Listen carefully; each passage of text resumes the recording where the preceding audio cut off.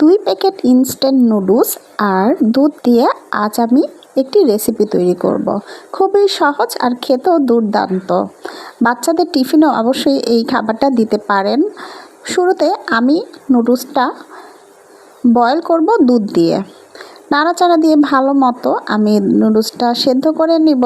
দেন সেদ্ধ হয়ে গেলে আমি নামিয়ে অন্য একটি ফ্রাই প্যানে কিছুটা বাটার আর তেল দিয়ে আমি এখন রসুন কুচি দিয়ে দিব।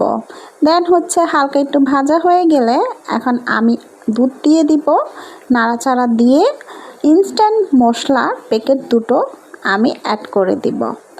এখন নুডলস সিদ্ধ করা সেটাও ঢেলে দিব, নাড়াচাড়া দিব। কিছুটা শুকিয়ে এলে কিছুটা চিলি ফ্লেক্স এখন আমি অ্যাড করে দিব।